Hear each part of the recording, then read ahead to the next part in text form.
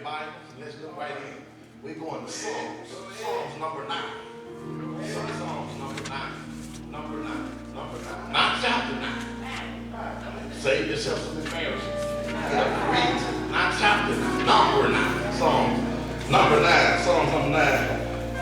You can find it. I'm going to run hurriedly to that verse 9 and 10, and you'll find these words recorded. It says, and the Lord also will be a refuge for the oppressed, a refuge in times of trouble. And they that know thy name will put their trust in thee, for thou, Lord, hast not forsaken them that seek thee. I want you to take your seats in God's presence and for a few minutes with your prayers to God.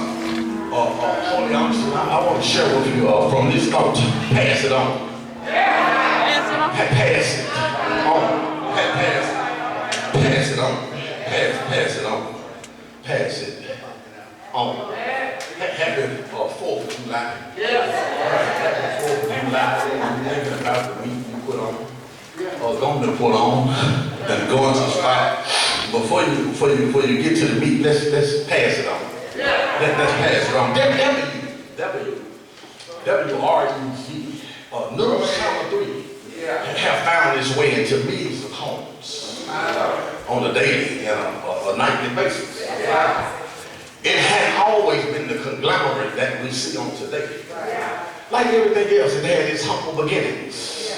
1922 was the year one Hoyt Wood, Southern gentleman from Coldwater, Mississippi. The word has it that he had won a settlement of $25,000, and he always aspired to be in the broadcasting business.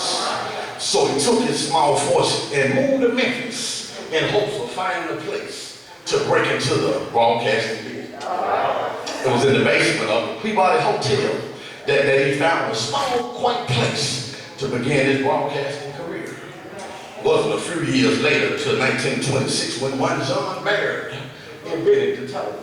A few years after that, it was a Philo Farnsworth who took that invention and did it even better and made it like it is today, so much so that people said that Philo Farnsworth invented television. It wasn't until years and years and years later, matter of fact, it wasn't until January the 1st, 1956, that when News Channel 3 went on the air on television for the first time. We all know from then until now that they've experienced some major growth.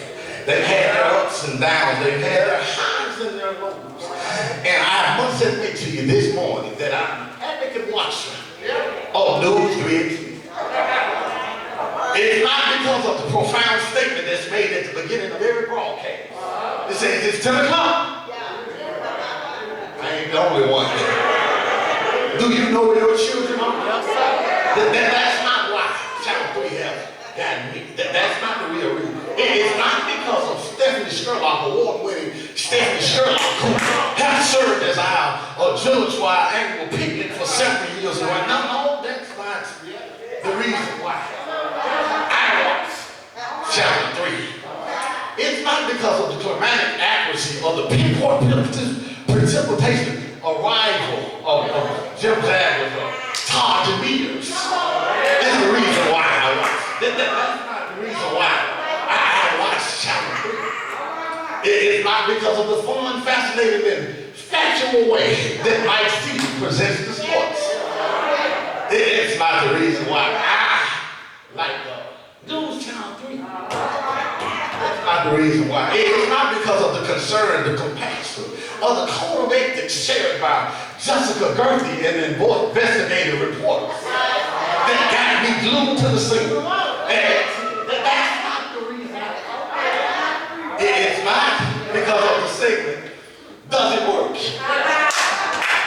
This segment, I like this segment of News Channel 3 can make or break a product. It is where they take the product off the shelf, take it to the studio in front of all the millions of watchers. See, does it really work? And then they stamp it past the fail.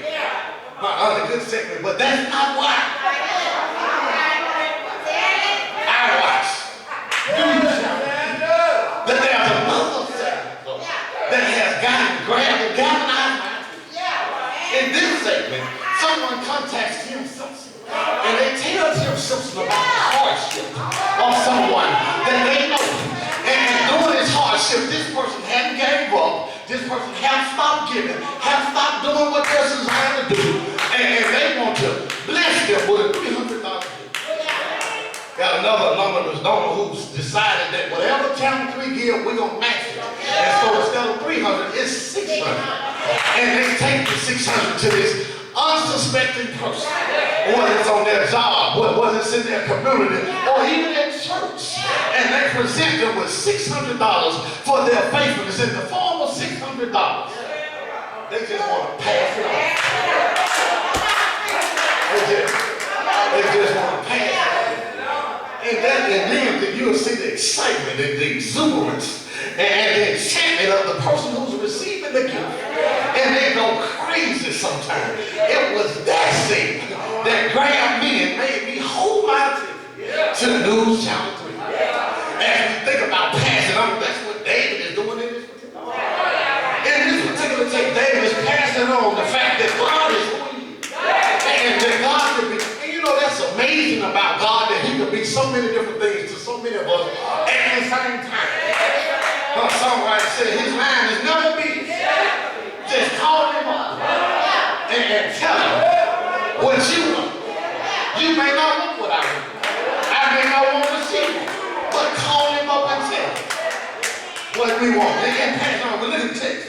Text started out, it says, the Lord also, and it caused problems for me. Dr. Frank, as the Thomas said, always when you get to a text, that you should look for the tension in the text. And this proposed to text some tension for me.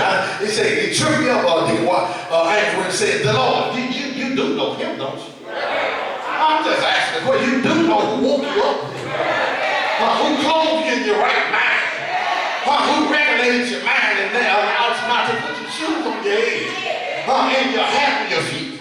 You do know the Lord, don't you? It says the Lord also. There was another tripping on this verb. Was it also? You know what? Also, one of those interchangeable words. There could be a preposition or conjunction, but in this place, an adverb. It's right here. It's right here in the text. Which means in addition to, besides, plus, also, in addition to. And I just thought about that. I said, in addition to what? There's a question. You know, it's interesting, Frank, when you read the Bible, that when you ask one question, God will show you that question and take you and show you some more questions that need to be asked. And I thought, well, it'll make for good engagement if I share with you. Well, in addition to what? Here it is. I'm going to show you what it is. In verses 1 through 3, we'll see that God is a revenger. Oh, don't miss that. God, what I'm simply saying is that God will give people back who got you. That's great news. If you want to stay in the will of God, that's great news. The Bible says that I will revenge them. I'll pay. Hear what saith the Lord. But that's as long as he says that he'll pay them back. You don't have to spend your time trying to devise a plan or plot a scheme on how you gonna get somebody back. Just put them in the Lord's hands. Because he can do with people way more than you and I can do. And I know we're in the Lord now and we don't have nobody we want to do nothing to. He's right there. He told me they would be quiet. God is a revenger. Verses 1 through 3, he's a revenger. Not only is he a revenger, but if you look at verses 4 through 8, this got me here, Deacon. God not only is he a revenger, but he's a ruler. I know we live in a world that nobody can tell me nothing. I don't want to hear it. Don't say nothing. I'm going to talk to the minister in the back this morning. One minister, she went to the doctor's office. And she was sitting in the waiting room. And she could hear the patient arguing with the doctor on what to do. So she couldn't really understand. Why she set an appointment, got on the waiting list, came to the doctor, and to argue with the doctor about what to do. The priest said back to her that someone had this kind of resolve, and you in the doctor's office. And it's clear that there's something wrong with you. All I'm simply saying that God is a ruler. We need to get out of the fact that we run something. Because God is the one who runs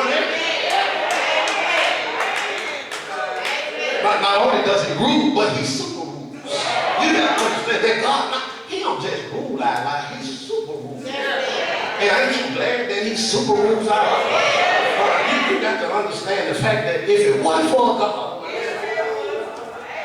where?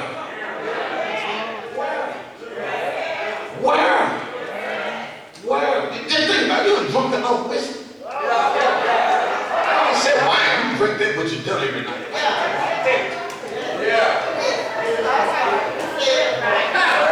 No, I'm just looking over in the corner. I ain't looking at no dick. I'm looking at the fire. I know you ain't drunk no whiskey. You drunk enough there for you to have cirrhosis. But because of God's ruling, we have we ain't on dialysis. We go to the restroom when we get ready. Because we're super ruling.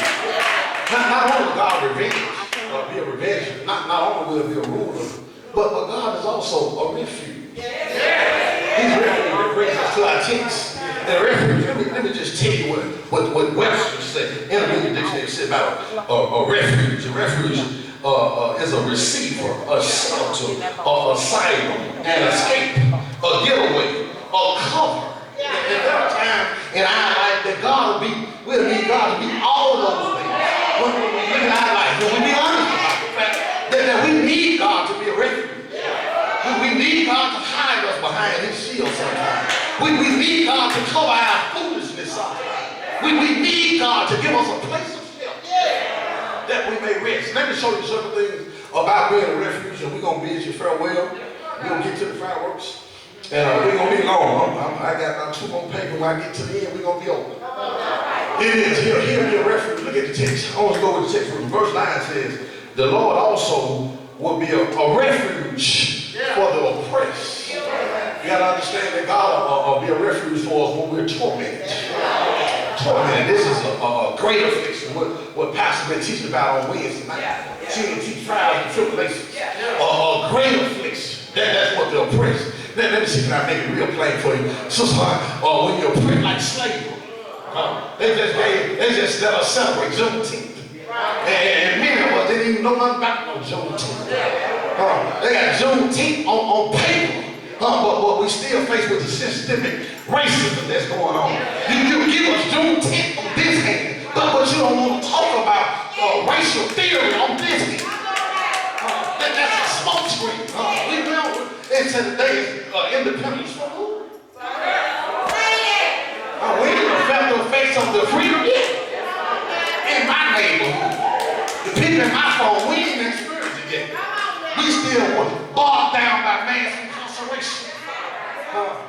We bogged down by this systemic racism that's all around us.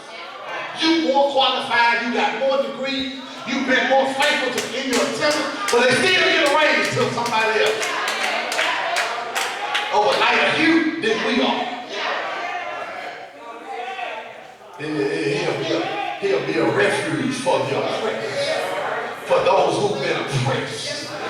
And I'm talking about oppression. Oppression don't just come in the form of slavery. Here go one that'll resonate with us 21st century. In addiction. You'll be surprised how many folk gotta have a pill to go to sleep, pill to wake up, a pill that we get up pee at night, another pill, just because we forgot to take the pill that we posted to. That's oppression. God will be a refuge when we are praying. Well, why don't doctors just heal me?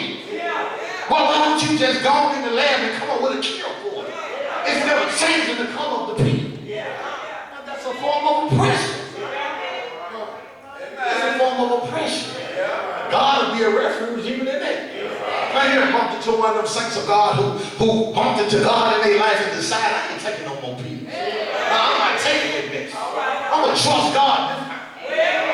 And they see them, they're more perky when you see them. They're more agile when you see them. Because they decide they're going to give them up under that oppression. They ain't going to be oppressed any longer by what the doctor said. They ain't going to be oppressed any longer. He'll be a refuge for those of us who are tormented. Here, one more, I'm going to leave you alone. Here, planetary limiting.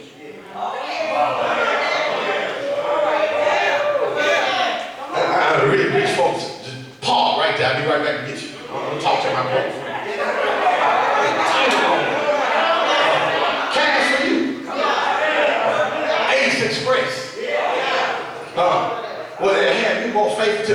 borrow it till you're tired.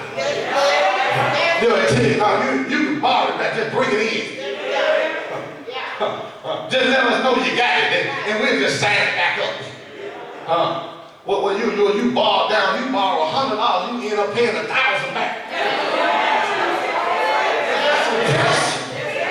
If we can have 100, you know you ain't gonna have 1,000. You can close another bank account, running from predatory lenders. God will be a refuge when we're tormented. Not only when we move fast. I know that's sad to move in. It is. The Lord also will be a refuge when we're praying for the torment. Also, it is. The text says a refuge in times of trouble. But God will be a refuge when we're in trouble. It is. And this is an area, Brother William, sometimes that we're a little naive in this area of trouble. See, we don't tell. We praying and seeking God's face for 57 more souls, Mother Kathleen, before the year is out. You know, just to broaden our own horizon. We're seeking for those. But what we need to be sharing with them that trouble will come.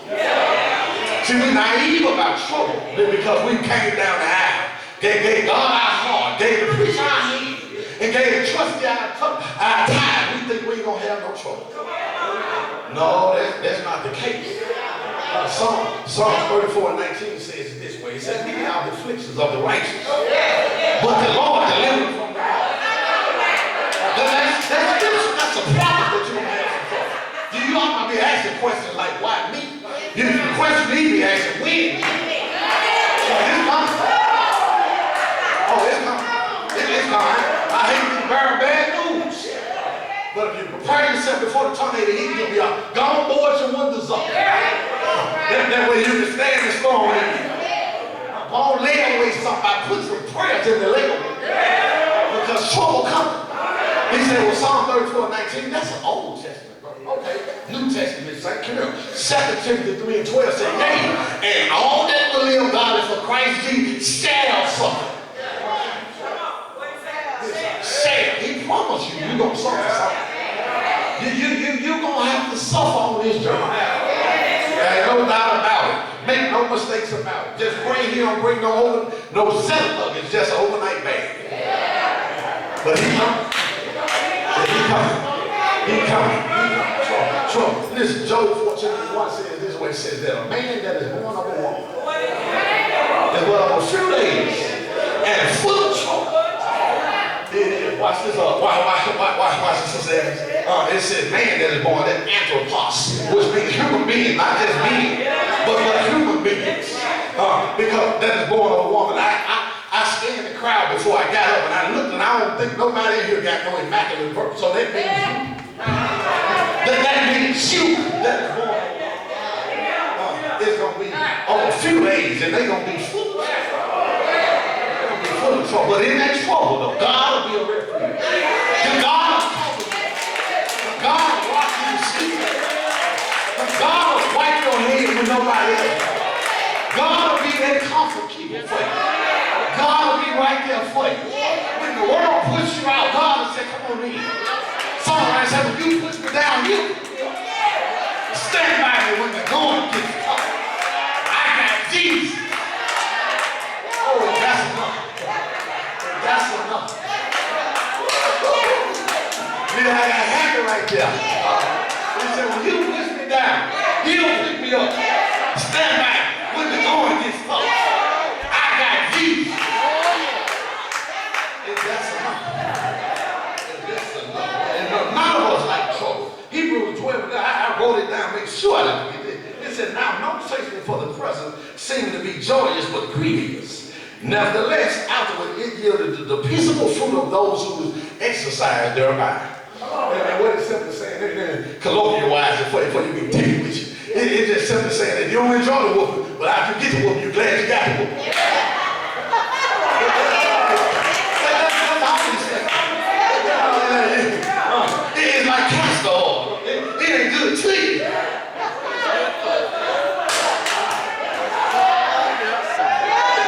But it's good for you. That's what trouble is. But God will be a refuge even in that. God will be right there with us when trouble comes. It is not only will he be a refuge when we're tormented. Not only will he be a refuge when we're in trouble, but fine, I'm looking back at the text.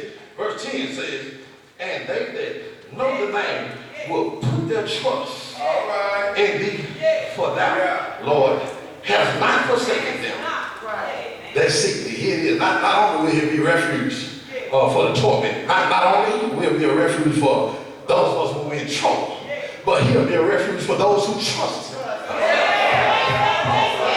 Oh, listen, don't miss this. Don't miss this. This ain't everybody. Listen. I'm going to make a plan for you. It's easy to trust the Lord to pay a bill when you got a check coming Friday. That's easy. That's easy to trust the Lord when you got a clean bill of health. That ain't no lot of trust. It's easy to trust the Lord when those children are doing the right thing. Easy to trust the Lord. It's easy to trust the Lord when you and your spouse are feeding each other grapes.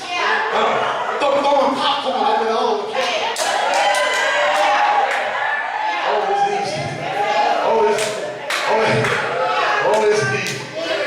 Sometimes, but what about when that same bill due, and you don't know where the money coming from? Can you trust in me? But what about when they ain't singing the praises of you on the job? Can you trust in me? Now what about when your kids ain't doing nothing you told them, nothing they saw, nothing they heard, doing everything they want to do? What can you trust in? Can you trust in me? Can you trust them when your spouse, you and your spouse ain't together nowhere but on paper and on pictures?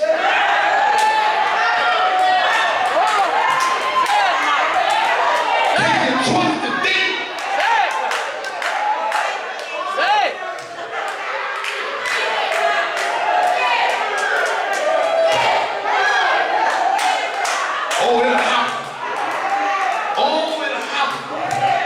But in them times, you got to understand that the Lord will be a refuge. That the Lord will hold that glue and keep you bound to them. The Lord will keep them that God that they should have got good with them. The Lord will keep our kids when we have kids. The Lord.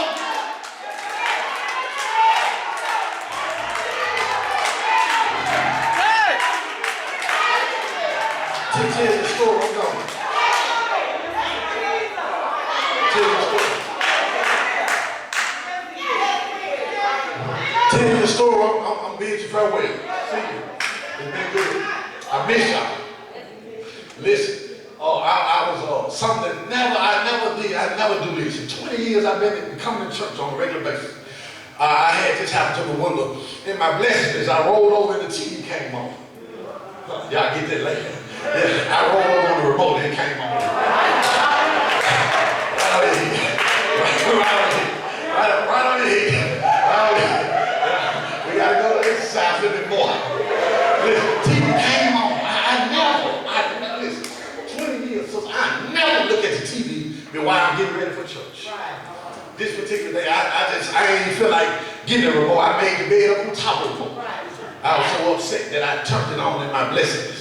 So I left the TV, I left the remote, but I could hear it as I moved about, trying to get ready. There was a story came on Muslim about a man and his son, a house apartment had caught on fire.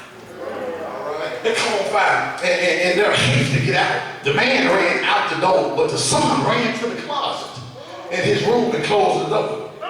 And so the man, when he got outside, realized that his son wasn't with him. So he broke a loop there. He said, I gotta go back in. My son and let me go, I gotta go back in. So he got there and said, listen, you can't go back in. It's too dangerous. He said, listen, sir, I understand that, but my son is in that house. I got to go get him. So the man began to scan the window and he found the spot. There go my son right there. There you go right there. Upstairs in the window. There you go, sir. There go my, told son, jump. Told son to jump. His son says, but Daddy, I can't see you. He said, listen, son, go ahead and jump. The son said, listen, Daddy, I hear you loud and clear, but I can't see you. I can't see you. He said, listen, and he said, by this time, flames are shooting out the apartment. You saw it on the news, and I came back out. While I was looking at it, he came back out. He said, son, listen, You don't have much time. Jump. The son said, listen, Daddy, I can hear you loud and clear, but I can't see you. And the dad said, son, listen to me. Listen to me. You can't see me, but I can see you. Just jump. And that's what God is doing us sometimes. Sometimes when we can't see God, when things are going